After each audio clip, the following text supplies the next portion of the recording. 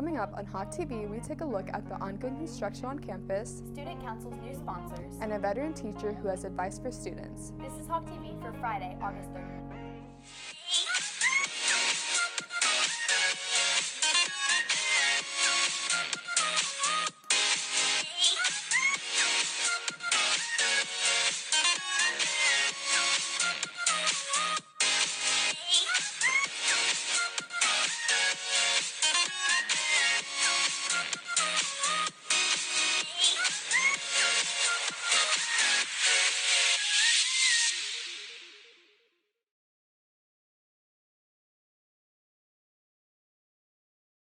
When students return to school this year, they likely notice the construction by the baseball fields and parking lot.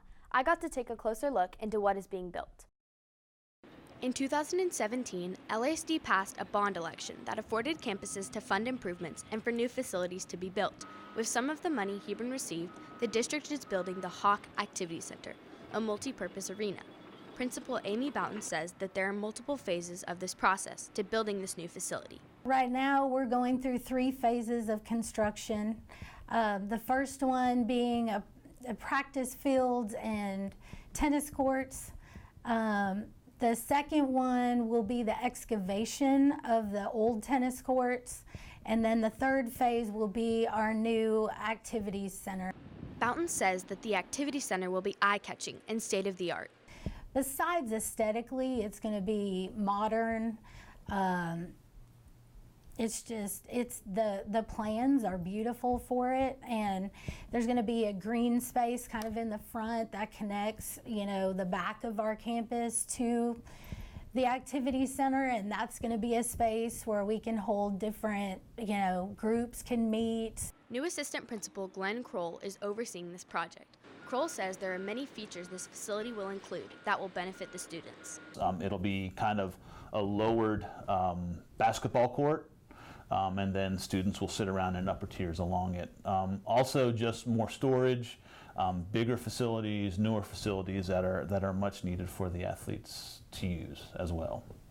Administration says that thus far, the construction has been going well, and they have run into very few issues. There have been a couple of issues, maybe moving power lines or dealing with, movement of materials and stuff like that. But all in all, the construction company has been very helpful in communicating what they're going to do, and then also sharing, asking what our needs are and changing up their plans to accommodate us and to make sure that students are safe. It caused problems with reserved parking, and we weren't able to do that this year. And then I think the logistics of traffic flow in the parking lot, that also has caused some issues that we've had to work through. Batten and Kroll say that they are excited to see the things that the Hawk Activity Center will do not only for Hebron, but for the Carrollton community. It'll be a great place for not just athletic events to occur, but other certain activities to be held there. It'll be a place for not just the students, but for the whole Hebron community to come in and share one common area. It's going to generate a lot of pride in our student body because it's going to be the induction year of a new facility like that, and because it's such a gorgeous facility, I just think everybody's going to want to be in it and see it and get tours of it, and we're all going to benefit from it. Reporting for Hawk TV, I'm Ellery Lyles. According to Poe Construction, the projected finish date for the Hawk Activity Center is December of 2020. The Hebron counselors will be hosting the WA Expo on September 17th. Here's more information about the event.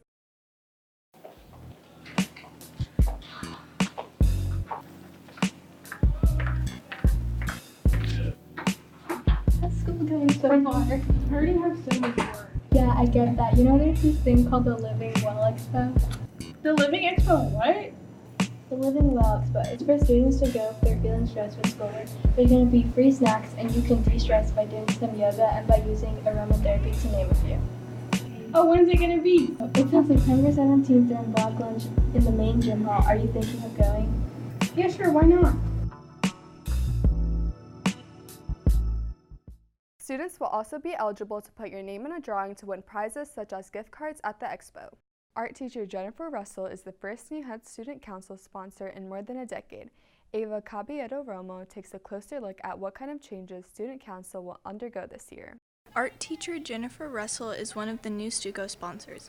She has been working with her officers to create a student council that's more about the students. My role is really to facilitate my officers and make it as easy as possible so that they actually get to do what they want.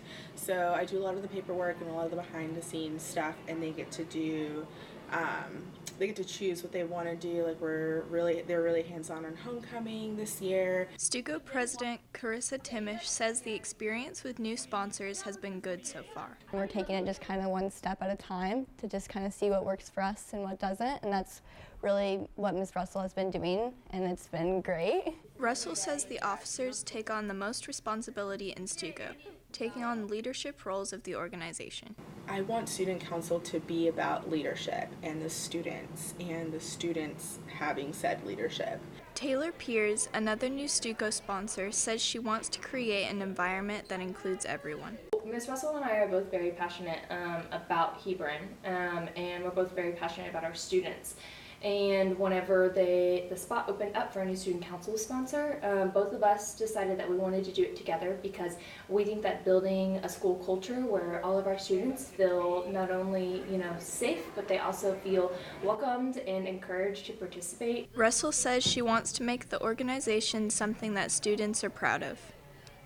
Our students are excited. I think that it's going to be a good shift, and I know that change is uncomfortable and it's hard sometimes, but ultimately it ends up working out. And so I'm not looking to be better. I'm just looking for it to be something that my kids are proud of. Reporting for Hawk TV, I'm Ava Caballero Romo. Thanks, Ava. Student Council will meet next for its annual You Go Stuco event on Saturday on September 7th at 9 a.m. Architectural design teacher Michael Cole faced obstacles in his life which led to him dropping out of high school. But now, as a veteran teacher, he is an advocate who encourages students to stay in school. James Laird got to take a look into his story. Michael Cole has been teaching for 25 years, but what most of his students would never know is that he never graduated high school and regrets it to this day.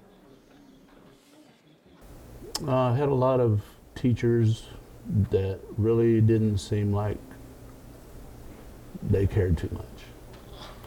So my pushback was, you don't care, I don't either. So I didn't do the work I should have done, and I just messed around for 4 years.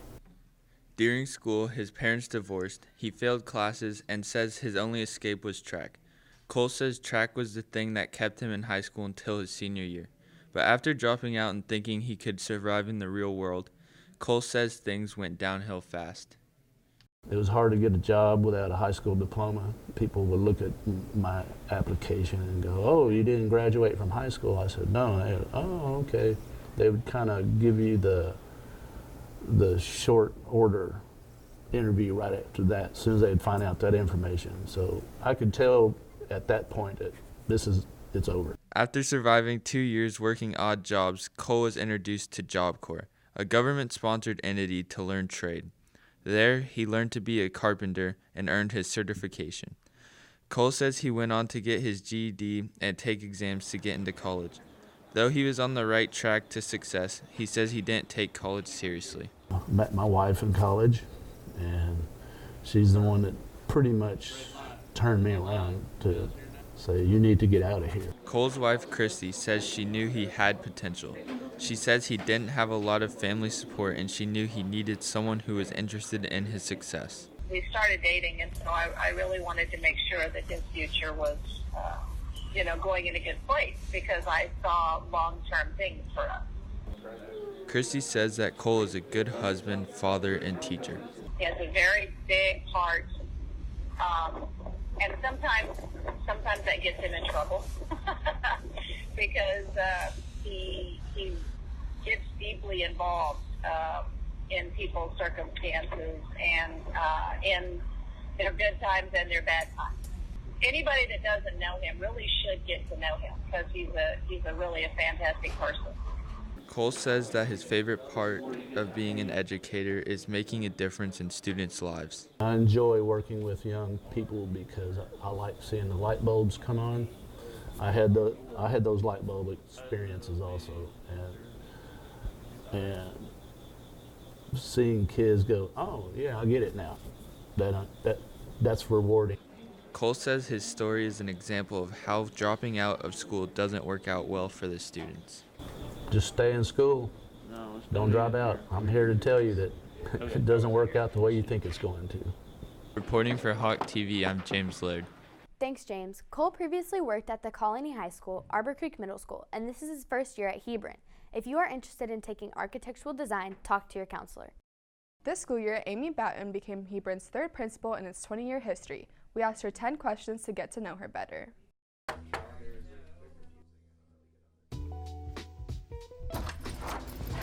Hello, come on in. Thank you. I'm from Hawk TV and I just wanted to ask you 10 questions. Okay, let's do it. So first question is, what specifically drew you into applying to the position of principal at Hebron? Oh, wow. Okay, that's a good question. Hebron, I was really drawn to it because it has such a diverse student population and student body, and it's so competitive in academics, fine arts, athletics, and I truly feel like it's one of the best high schools in the state, if not the nation. And so I've always wanted to be a part of that. Who inspires you and why? You know who really inspires me are teachers. And I say that because I feel like their mentorship of students, their dedication to the profession, when they're really passionate about what they're doing, the impact that they can have on someone's life is so incredibly profound. And you know, really the reason that I got into education was because of teachers, so I feel inspired by them every day. Okay. Do you want to start? Let's go. Let's go. So another question is, what is an accomplishment of yours that you're the proudest of? I'd have to say the campus needs closet and food pantry that I was able to be a part of and set up at Griffin is one of my greatest accomplishments. We were able to serve several hundred families with clothing, and it was kind of a one-stop shop for clothing and food. And you know, that kind of community service that you can provide to the families in a community is bar none, and I'm incredibly proud of that. And what's the best piece of advice that you've gotten, and who was it from? Okay, so my high school basketball coach, her name was Julie Stapp, and she said something to all of us one time that was really simple but very powerful. And she said, I've got one rule, and that's do the right thing. And so I always hear that when I'm, you know, making decisions or you know, thinking about things for my own life. You know, it kind of provides that moral and ethical integrity baseline of just do the right thing. And changing things up a bit. Okay. If you could have only one meal for the rest of your life, what would it be and why? One meal, let's see. I think I would go with Greek food. It's my absolute favorite. Everything I've always tried when I've gone out to a Greek restaurant, I've really liked. And so I think that's what I would go with for sure. Okay, and if you were trapped in a TV show for a month, which one would you choose? I'd have to say CSI. I really love forensics and investigative work, and that's always fascinated me, so that's what I really like to watch in any of the free time I have. So I guess if I was going to be stuck in a TV show, that would be it. Okay, and who do you aspire to be like?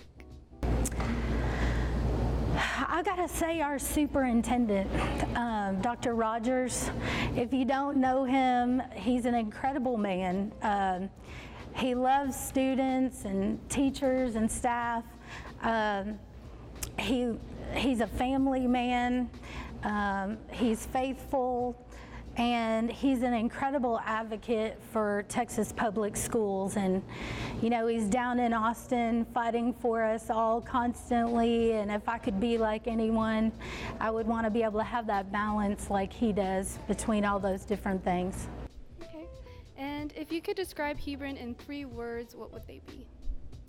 If I could describe Hebron in 3 words, I would say it's diverse, it's competitive, and it's also very uniquely inclusive. Okay. And last question is, what's one thing in particular that you want our student body to know about you? I think it's important that the students know that I'm approachable and that I want to be part of their road to success and their road to graduation. Everyone's road looks different, and you don't have to be an athlete or one of the highest achieving students for me to want to be supportive of you. I'm here for every student at Hebron, and I think that's most important. Okay, thank you for your time. Thank you. Thanks to Ms. Batten for participating. As this year's football season is starting with several new coaches and players, the team will play its first game of the season tonight against Plano. I got to take a closer look into the team's feelings about this season. Controlling the R has been a big motto for the football coaches this year. Offensive coordinator Jeff Hill says that event plus response equals outcome, and the team is focused on controlling the response. Understanding that the other team's going to talk trash, the other fans are going to talk trash, but we've got to we don't have to worry about those things. We don't have to respond to the other team talking trash to us. We do our trash talking between the whistles. So when the play's going, we do our trash talking with our shoulder pads, our helmet, how we do our you know, how we tackle, how we execute, how we block. That's the talking that we need to do. Hill says this year's defense will be effective, and that makes his job as a play caller easier. Confident in our defense. We've got some good players coming back, and as a offensive play caller, that takes a little pressure off me, because I know that I'm confident that our defense is going to go out there and get a stop. Senior quarterback Carson Harris says there are areas where the team can improve, however, he's confident in their abilities. We're doing pretty good overall, but I think we just need to work some stuff out in our pass game with a lot of new receivers, and up front we got some new faces, but I mean, everything's going pretty good. Senior safety Darius Snow says the team pushing through rough days will allow them to grow and play better. We'll have a lot of really good days, then we'll have a few bad days mixed in between, so if we could just really only have good days and just, you know, work more cohesively, I think it'll be good for us. With close past games against Plano Senior High School creating a rivalry, Harris says starting the season off by playing them will lay the foundation for the rest of the season. I think we're going to establish our run game, play hard defense, and teams are going to have to be ready for that all season. Reporting for Hawk TV, I'm Sophia Mahmood. The team kicks off the season tonight at home against Plano Senior High School at 7 p.m. Visit HebronFootball.com to find information about parking and purchasing tickets to avoid long lines. After an unusually early playoff exit last season, the volleyball team is looking to make a comeback with more experienced players this year. Michelle, you got to take a look at how they're preparing. The volleyball team is hitting the courts this season with more experience than last year. Junior Brooke Nichols says the confidence of the team is stronger.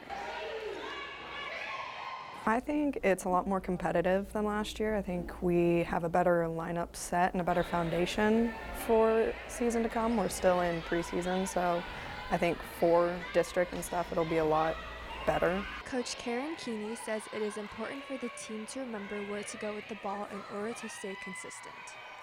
The IQ of the game, that's something we can always improve on. What should we do with the ball, you know, to earn points and stuff. And then just being consistent. They seem to take large runs to the good for points, but then we give up large runs too. So being consistent, I think, is going to be our biggest goal this year. District rival Flower Mound High School won state last year and is a big competition for Hebron. Flower Mound won state last year, so they took our winning streak, kind of. So we just need to go hard on fly line. They have a lot of tall girls, and we don't really have that much height on our team. So if we just play our game, we can do better. They're rocking and rolling already, so they're going to be a big force to be reckoned with. But we've got very strong programs in this area, and we're going to have to compete. Although Keeney missed a portion of the beginning of the season, she says she is pleased of how the team has been holding up. They really have seemed to have pulled together. And so, we've had some interruption in the season where I haven't been able to be here, and it hasn't stopped them at all. And I'm so proud of them for that. We talk about that all the time, that nobody's more important than the team. Reporting for Hawk TV, I'm Michelle Yu. Thanks, Michelle. Volleyball's next game is tonight at 6:30 at Allen. In other sports news, cross country will compete in the Marcus Invitational on Saturday at 8 a.m. And tennis will be playing at Coppell High School on September the 3rd at 3 p.m. That's it for today's episode. I'm Sophia Mahmood. And I'm Ellery Lyles. Have any story suggestions? Email us down below. And follow us on Snapchat, Twitter, and Instagram.